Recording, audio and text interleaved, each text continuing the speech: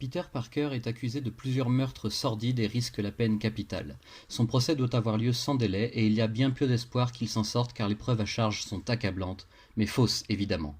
Mais cela, c'est à Spider-Man de le prouver. Comment faire alors que Peter est sur le banc des accusés? Rien de plus simple quand on dispose d'un clone parfaitement identique. Ben Reilly se propose donc de remplacer Peter durant son procès, tandis que notre homme araignée enquête de son côté pour retrouver le véritable tueur, Kane, qui devra répondre de ses actes.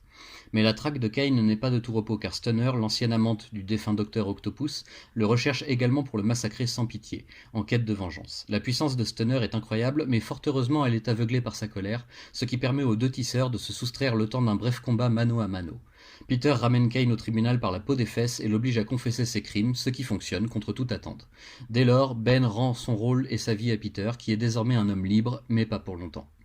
Car en effet, le chacal est encore loin d'en avoir fini avec Spider-Man et ses multiples clones. Le vilain a même concocté un plan tordu du plus bel effet pour faire perdre la raison à ce pauvre Peter, pendant que dans le même temps, il teste sur le terrain une nouvelle version du virus Carrion qui fait des milliers de victimes innocentes.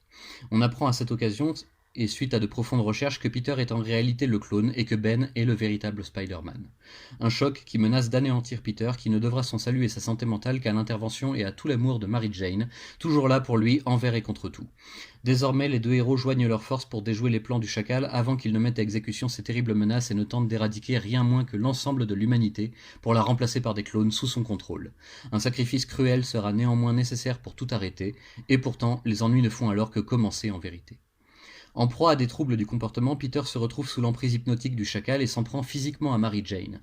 Sauvé par les New Warriors, mais surtout par l'intervention héroïque de Ben, MJ peut montrer la bonne voie à son mari pour lui permettre de revenir parmi les siens, non sans mal. En effet, qui sait combien d'autres bidouillages le chacal a pu intégrer dans l'esprit de sa victime préférée? Prenant une lourde décision, Peter décide d'abandonner sa vie en tant que Spider-Man pour ne plus se consacrer qu'à sa femme et à son enfant à naître, qui ont déjà été bien trop mis en danger par sa faute. C'est donc Ben, le véritable Parker, qui endosse à nouveau le rôle si douloureux du tisseur de toile. Se faisant appeler Scarlet Spider et conservant le costume du temps pas si lointain où il pensait être le clone, notre nouveau héros se retrouve au beau milieu d'une guerre des gangs sans merci entre un mafieux de moindre envergure et la nouvelle Docteur Octopus qui reprend avec brio le rôle de feu son mentor et entreprend de pourrir méthodiquement la vie de Scarlet Spider. Et alors que le conflit embrasse toute la ville, le véritable objectif n'apparaît que trop tard à notre protagoniste. Octopus veut s'emparer d'une technologie de pointe capable de manifester physiquement les éléments virtuels issus du cyberespace. Personne ne semble en mesure de la stopper et on découvre alors qu'Alistair Smythe lui-même est partie prenante de cette histoire, désireux de s'emparer de la même technologie pour un tout autre but, prendre le contrôle de tout un bataillon de robots tueurs pour éradiquer totalement tout ce que représente Spider-Man. Plus d'une fois mis au bord du gouffre par ses ennemis, Scarlet Spider va devoir se dépasser pour vaincre et peut-être même sera-t-il obligé de prendre une nouvelle identité si tant est que la réalité survive au prochain assaut du Docteur Octopus et de son mystérieux commanditaire. Rien n'est jamais simple dans l'existence de l'homme araignée, encore moins quand il cherche à se créer une nouvelle vie privée. Eh bien, vous l'attendiez, le voici enfin, le second tome de cette réédition de la saga du clone en 3 volumes. Nous sommes désormais habitués au nouveau format que Panini nous offre pour ses omnibus, et a priori, exit définitivement la jaquette, ce qui me frustre toujours un peu. Mais ce n'est pas l'essentiel, heureusement, comme le prouve cette superbe couverture remasterisée. Donc, dans ce deuxième tome, beaucoup de choses s'enchaînent, à commencer par le procès de Peter Parker et celui de Spider-Man en parallèle face à certains de ses pires ennemis. Le résumé que je vous livre ici zappe volontairement des passages entiers de toutes ces histoires qui se succèdent à un rythme endiablé, afin de ne pas vous gâcher certaines surprises de taille quand vous les lirez. D'un point de vue strictement objectif, je suis forcé d'admettre que même si j'ai beaucoup aimé cette lecture après une nouvelle nuit blanche, il y a plusieurs imperfections frappantes, à commencer par la qualité de l'album en lui-même. En effet, vous trouverez régulièrement des coquilles dans les textes, et même des bulles dont le texte a été inversé entre deux personnages. Des erreurs d'inattention de la part de Panini qui font un peu mal aux fesses après avoir payé 70€ un album déjà décrié avant même sa parution, et pour lequel on s'attend naturellement à un haut niveau de qualité. En plus, il manque même toujours 2 chapitres, un par tome, depuis le premier volume. Et pas un mot de l'éditeur là-dessus, mais passons, sinon je vais être accusé de cracher dans la soupe. C'est vrai que j'ai aimé cette lecture, moins toutefois que le premier tome, je dois l'avouer, certainement à cause des multiples personnages secondaires et de troisième zone qui ne cessent d'apparaître un peu partout.